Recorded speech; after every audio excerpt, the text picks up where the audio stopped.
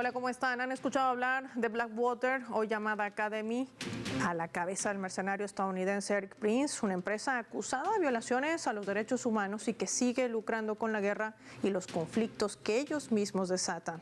Prince tiene un plan para expandirse en América Latina. Hoy analizaremos esos escenarios. Bienvenidos.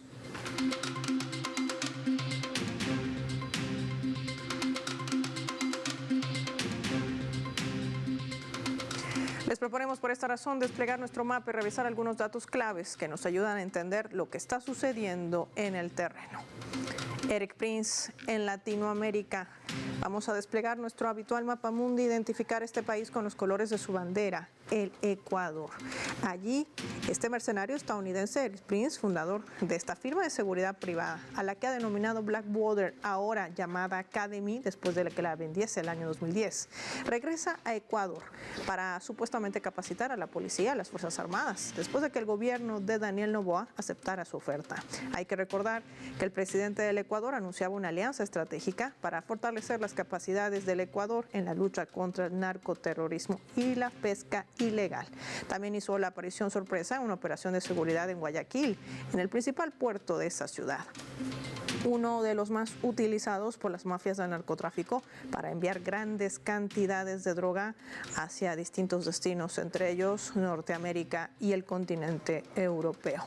En esta última visita, que duró 2 días, hizo una breve evaluación y planteamiento del trabajo que se hará a futuro en materia de capacitación.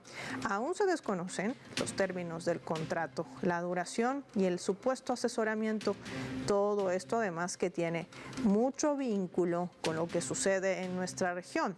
¿Tendrá algún tipo de relación con los intentos de desestabilización que se tratan de generar en América Latina? Vamos a sumar más datos también en nuestro mapa.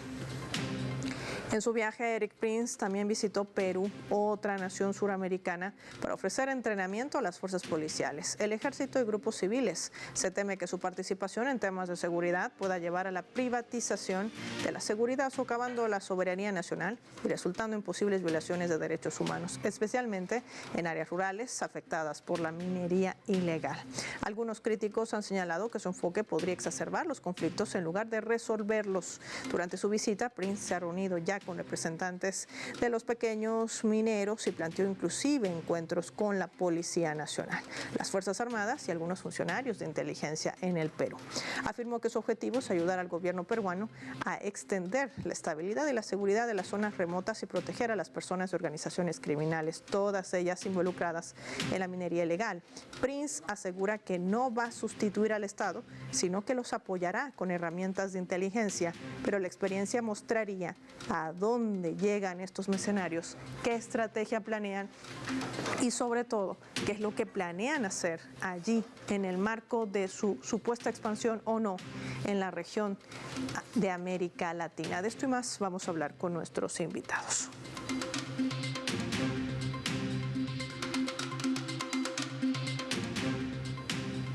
Vamos a analizar este primer escenario. Nos acompaña en directo desde el Perú Martín Guerra con nosotros. Bienvenido al mapa de Telesur. ¿Cómo está? Saludos, Pablo. Qué gusto estar en vuestro programa. Martín, analicemos este primer escenario. Academy o Blackwater, no importa cómo se llame, lo cierto es que ha recibido millones de dólares, según han denunciado inclusive los propios medios estadounidenses, en revelaciones que se han hecho públicas. Un grupo de mercenarios que además reciben adiestramiento para atacar, para invadir, para usurpar los recursos estratégicos y servirle en su plan a Estados Unidos. ¿Por qué su expansión en el Perú? ¿Por qué su expansión en el Ecuador? Y sobre todo, ¿qué amenaza latente refleja esto para nuestra región latinoamericana?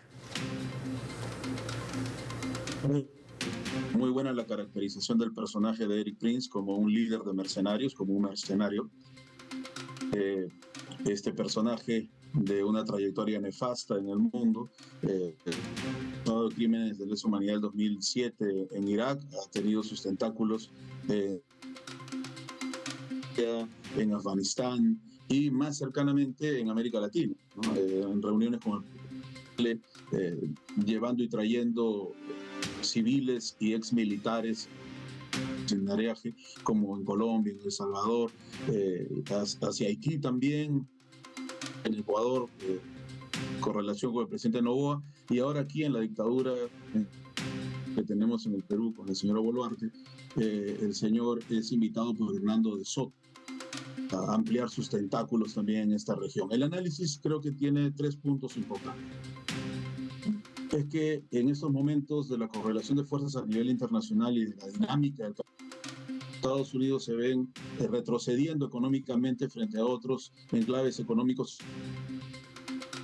China, por ejemplo, puede ser India, Rusia, etcétera, y entonces ya no puede apelar a las viejas tácticas que están abierta y campantemente de los bombardeos y las invasiones militares. Frenar los movimientos sociales allí donde se den, pero también frenar, digamos, los que sean demasiado corruptos, entonces en donde todo el Estado se desaparezca y entonces las pandillas, las mafias campeen y eso pueda generar una situación de quiebra institucional, abriendo el espacio para los movimientos sociales insurgentes. Entonces, esta es una nueva guerra contrainsurgente de nuevo tipo, donde se terceriza la represión estatal y se recurre al mercenariaje, ¿no? Entonces, de acuerdo con esto, los lugares donde se ha perdido el Estado de Derecho, como Ecuador, Haití y Perú, se convierten en zonas en realidad de peligro a futuro para los intereses del imperialismo norteamericano en los recursos naturales.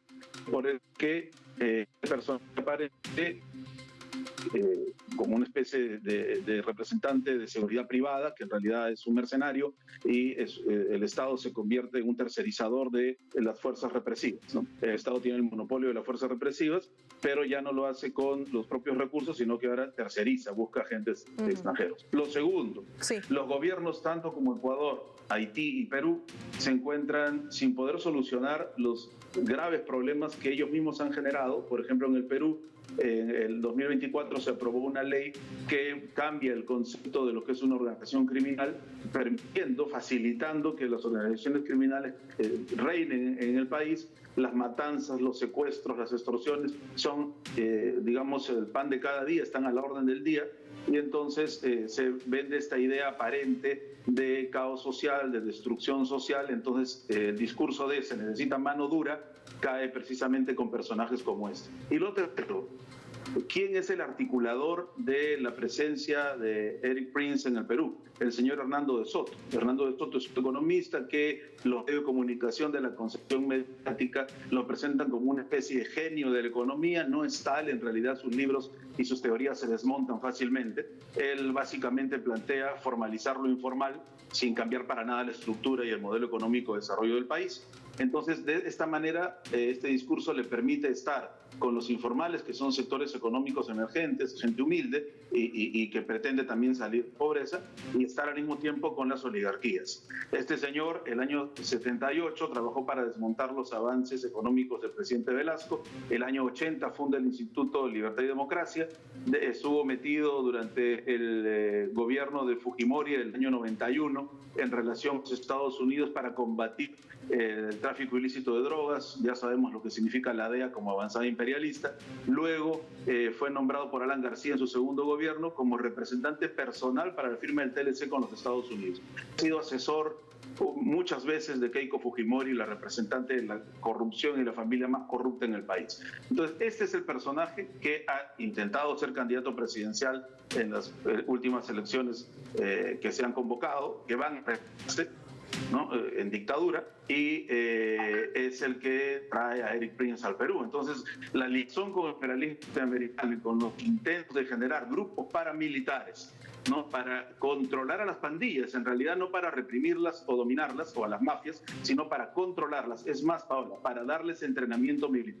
Lo que se intenta aquí es tener capacidad instalada, armada, de elementos paramilitares para controlar a los grupos, no solo insurgentes que pudieran ser, sino a los sectores sociales en reclamo, en protesta, que con justa razón, en un país hambreado, con la población más humilde marginada, tienden a organizarse para reclamar. Por esta razón, Martín, ¿tú crees que el gobierno de Dina Boluarte no ha hecho público en qué consiste el alcance de este acuerdo o contrato firmado con Eric Prince? Ni siquiera se sabe cuánto se le va a pagar, porque es alguien que también reúne millones de dólares por el trabajo que realiza, que ya vemos que tiene también tintes políticos, lo que viene con el desarrollo de elecciones en ese país, lo que tanto también espera y demanda la población peruana. Recordemos, Paola, que el señor Prince estuvo recabando dinero, millones de dólares, para desestabilizar o intentar desestabilizar el proceso político venezolano. Es decir, es un personaje que funciona para el imperialismo norteamericano y especialmente está relacionado con Donald Trump, de quien es financista en sus campañas electorales, y su hermana ha estado trabajando en el gobierno del primer gobierno de Donald Trump. Es un personaje muy ligado a sectores del poder del Pentágono, especialmente del ala más ultraderechista. No se ha transparentado la visita del señor Prince al Perú. Digamos que la población no se ha enterado muy poco, los medios han dicho muy poco de esta presencia, y justamente se trata de pasarlo disimuladamente, ¿no? Pero también hay una campaña de los medios por ver a los Estados Unidos como el gendarme de la humanidad, ¿no? Como el superhéroe que viene a salvar a la población de los problemas. Entonces, creo que se va a trabajar mucho esa figura, pero las organizaciones sociales y políticas que tienen conciencia sobre esto, ya estamos preparados para empezar a responder de manera más orgánica a la presencia de lo que significa mercenizar la seguridad en el país y generar grupos paramilitares. Será Martín Guerra por habernos acompañado hoy con su análisis, y también esto marca un punto de inflexión para lo que representa una amenaza para América Latina, tratar de desestabilizar a los gobiernos que no cumplen las directrices de Washington. Marquemos nosotros una pausa revisando nuestra escala.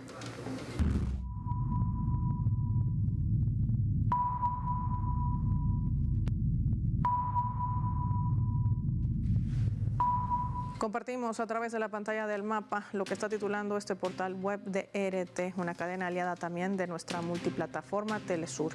Estados Unidos ha estado dormido en muchos países de Latinoamérica, dice el fundador de Blackwater, hoy llamado Academy. En una entrevista, Eric Prince criticaba la política reciente de Estados Unidos hacia Latinoamérica, pero mostró su confianza en la actual administración de Donald Trump.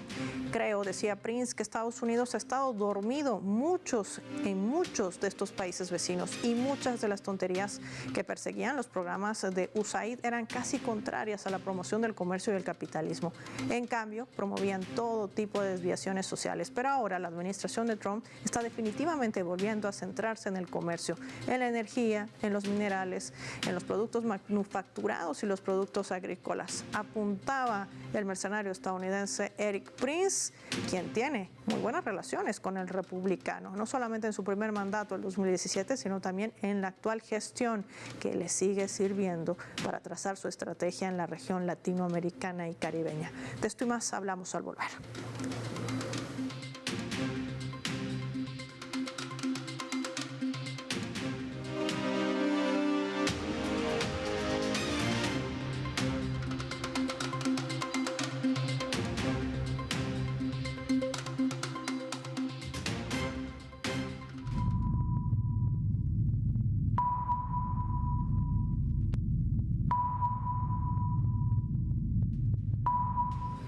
Vamos a sumar otro elemento también para el análisis a través de la fotografía. El que ven allí, Eric Prince, el mercenario estadounidense, dirige Blackwater, lo hacía hasta el 2010, y hoy Academy. Aunque le haya cambiado de nombre, sigue trazando el mismo fin.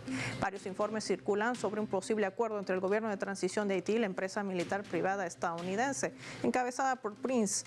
Ante esto, los residentes de Puerto Príncipe, la capital de Haití, han expresado esperanza, pero al mismo tiempo preocupación.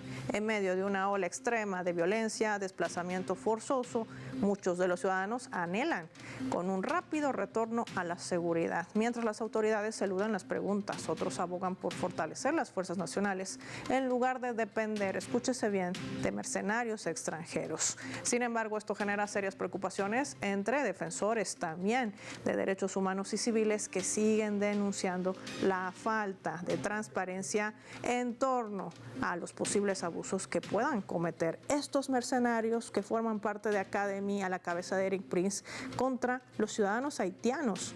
Y no estamos hablando de las pandillas armadas.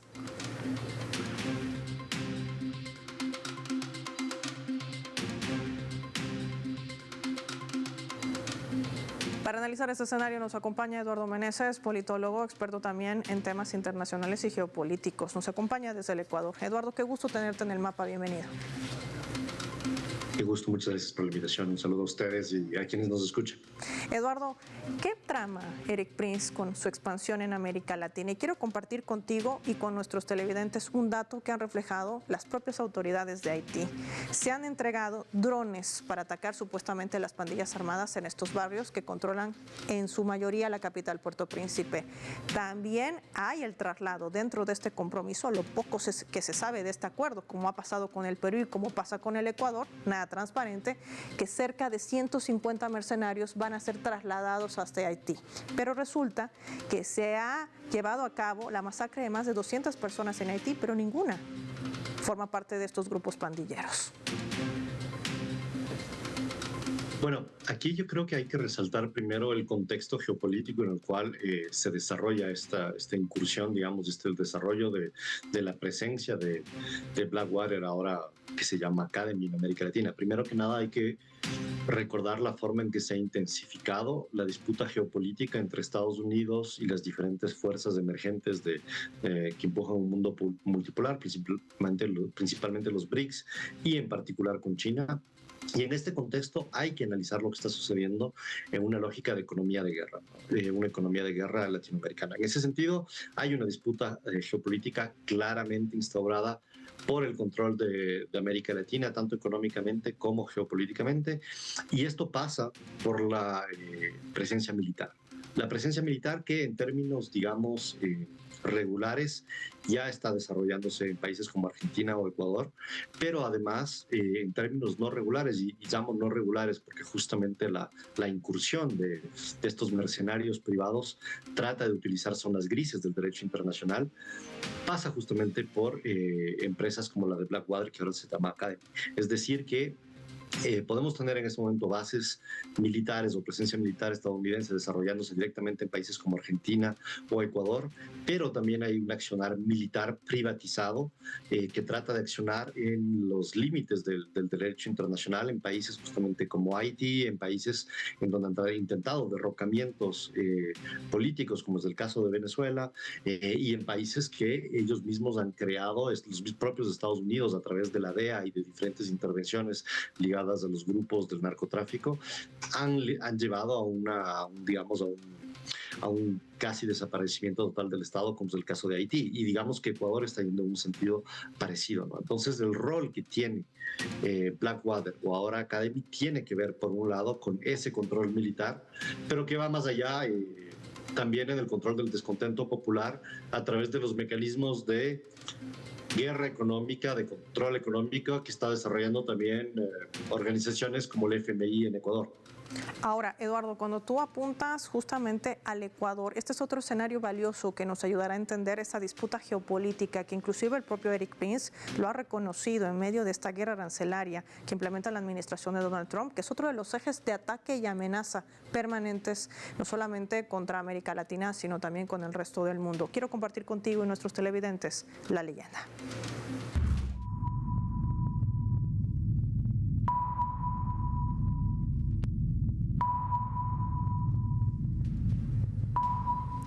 El ministro de Interior de Ecuador reconocía esta alarmante cifra. Vamos a compartir en la pantalla del mapa.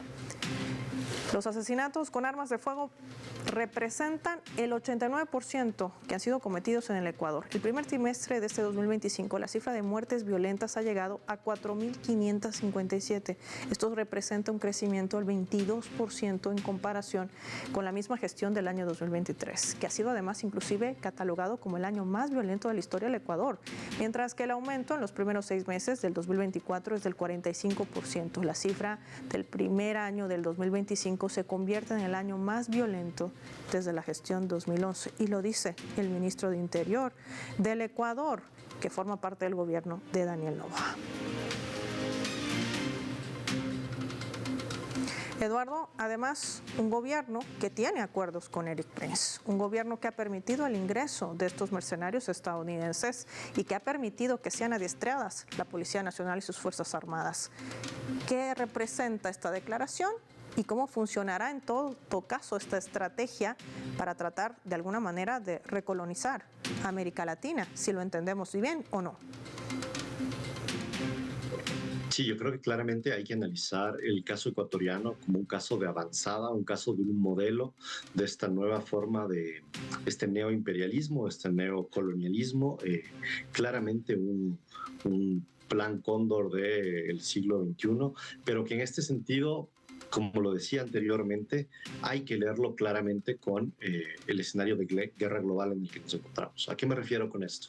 El caso ecuatoriano es paradigmático en tanto la presencia del narcotráfico en este país es totalmente funcional a la economía de guerra estadounidense, en varios niveles. Primero que nada, que sabemos que a nivel global el narcotráfico ha sido uno de los mecanismos mediante los cuales Estados Unidos y finalmente el dólar estadounidense ha tratado de mantenerse frente a las últimas crisis económicas que ha venido sufriendo en las últimas décadas, resaltando la crisis del 2008 de especulativa y resaltando la crisis del COVID, en el 2020, ¿no? El narcotráfico, la economía ilegalizada, es una de las herramientas que tiene el capitalismo estadounidense para tratar de mantener el dólar a través de creaciones de círculos de valoración y de acumulación de capital ilícitos, pero que terminan claramente en paraísos fiscales que están totalmente ligados a los bancos estadounidenses que mantienen el dólar, ¿no? Entonces aquí hay un primer punto fundamental de entender que el narcotráfico y esta violencia tiene este rol geopolítico a nivel global. Por otro lado, esto genera toda una serie de crisis sociales, de violencia, democráticas, frente a las cuales los estados como Ecuador, como Haití u otros países que están enfrentando este caso, no son capaces de enfrentar, digamos, esta crisis. Y frente a esto viene la militarización como una falsa respuesta, que es finalmente un populismo penal, un populismo militarizado, y es ahí donde entran estos mercenarios como parte de la solución. Uno de estos ejemplos es en la forma en cómo en la guerra interna en Ecuador, guerra interna que fue declarada por el presidente Noboa en su anterior mandato y que viene siendo renovada, digamos, en el mandato actual. Existen varias intervenciones. Una tiene que ver con la formación que tú mencionabas, formación militar o las fuerzas de policía, pero también se ha hablado, por ejemplo, el rol de estos grupos mercenarios en la creación de cárceles de máxima seguridad, como las que ya están recibiendo algunos de los expulsados migrantes de Estados Unidos en países como El Salvador y que proyectan también instalarse en América Latina. Entonces vemos que hay toda una estructuración transnacional privatizada de esta gestión de la violencia, pero que es una violencia que los propios Estados Unidos han fomentado para mantener el dólar. Entonces es un círculo que está girando en sí mismo frente a los intereses estadounidenses en una economía de guerra, y es frente a eso que tenemos que dar una disputa por la soberanía de nuestros países actualmente. Eduardo, y en medio de todo este contexto también se siguen desarrollando encuentros internacionales. El Foro Internacional por una Humana Humanidad, Desafío o Equilibrio del Universo, también una cumbre de los pueblos en contra de la guerra y a favor de la paz. Todos estos encuentros han tenido como sede Caracas, un país que ha sufrido amenazas latentes, que mantiene además 10 décadas de un bloqueo ilegal de medidas coercitivas unilaterales que tratan de golpear su economía. Pese a ello, el gobierno ha tratado de trabajar con la activación de 13 motores. En fin, si seguimos sumando los intentos de desestabilización, sobre todo aquellos gobiernos que no cumplen las directrices de Washington, deberíamos de preguntarnos también qué hacer para hacerle frente a este tipo de amenazas que además, como tú dices, tienen una estructura consolidada, porque no lo va a hacer Estados Unidos de manera directa, lo hace a través de estas empresas mercenarias, llámese Blackwater Academy, inclusive BlackRock, que siguen minando y loteando, no solamente con la muerte de lo que sucede en Palestina, sino también con cientos de vidas que se generan a raíz de la guerra al este de Europa con el conflicto ucraniano. Claro, aquí obviamente el rol que Venezuela ha tenido en esto es fundamental. El rol que Venezuela ha jugado, lo que por ejemplo países como Colombia han intentado hacer últimamente también frente al genocidio en Palestina. Estos son actos fundamentales porque, como tú bien lo mencionas, finalmente lo que hacen estas empresas, y no puede separarse a los grandes conglomerados financieros, como tú bien mencionabas, como BlackRock, quienes son también quienes están financiando toda la extracción y el despojo de las materias primas de nuestro continente, no puede separarse la parte económica de la parte militar. Nosotros sabemos que es un mismo cuerpo, el cuerpo privatizado, militar, mercenario, como BlackRock, que hoy se llama Academy, con el mismo cuerpo corporativo del despojo de nuestros recursos materiales. Por eso es que Venezuela ha sido un punto de disputa tan importante por los fuertes recursos en términos petroleros, pero que se proyecta claramente en términos de materiales como mineros también, no solo en Venezuela, sino en Ecuador, en Perú, en Colombia, en Argentina con el litio, en Bolivia con el litio. Sabemos perfectamente que todas las empresas mineras que están bajo el control de, digamos, de estos gigantes como BlackRock, son también las que están ligadas a la minería ilegal, a los grupos ilegalizados directamente financiados por el narco. No puede separarse lo uno de lo otro. Narcotráfico que además se arma con las armas estadounidenses. Hay un conflicto muy importante que se ha desarrollado, por ejemplo, en el debate entre México y Estados Unidos, donde México ha logrado demostrar y ha denunciado a grandes exportadores de armas estadounidenses como siendo los que envían y venden armas, por ejemplo, a los cárteles de la droga, y es lo mismo que se encuentra en toda América Latina. Entonces estamos frente a una acción imperialista conectada tanto en el sentido económico como en el sentido militar, en dos frentes. El uno va a ser el frente de la guerra económica, tratando de sostener un dólar que cada día está más frágil, que puede caer frente a la emergencia económica de los BRICS, y ahí entran todos los planes de desestabilización desde el Fondo Monetario Internacional, como estos campos de la economía ilegalizada, y por el otro lado la acción directamente militar, que como tú decías, ya no es solo directa en el marco tradicional del derecho internacional con los ejércitos regulares, sino que trata de operar en las zonas grises a través de estos mercenarios. Recordemos que en el derecho internacional hay muchas de las nuevas formas de guerra que no están normadas, en las cuales justamente grupos como Academy y anteriormente Blackwater accionan y tienen una protección absoluta del gobierno estadounidense. Nosotros hemos visto claramente cómo, por ejemplo, todos estos mercenarios o hasta personas que fueron claramente denunciadas en la Corte Penal Internacional por sus crímenes de lesa humanidad y crímenes de guerra en Irak, por ejemplo, y Blackwater fue claramente mencionado allá, fueron después protegidos totalmente por el gobierno estadounidense al momento en que la Corte Penal Internacional quiso ir directamente hacia los responsables de esos crímenes. Fueron protegidos por la Corte, por los Estados Unidos frente a la Corte Penal Internacional. Estados Unidos hizo mandatos de penalizaciones internacionales, de bloqueos de visas, de bloqueos de cuentas frente a los funcionarios de la Corte Penal Internacional que quisieron perseguir estas acciones, y es seguramente lo que se está configurando ahora en casos como el caso ecuatoriano, en casos como en Haití, que yo creo que son justamente los que prefiguran la forma en que Estados Unidos pretende desplegarse a nivel imperialista en América Latina. Lo que nos ayuda también a entender que todos estos hechos no son aislados y forman parte de una amplia estrategia bajo esos intereses geopolíticos. Gracias como siempre, Eduardo Meneses, por tu tiempo y compartir tu análisis con nuestros televidentes del Mapa. Finaliza el programa y lo hacemos revisando nuestros vectores.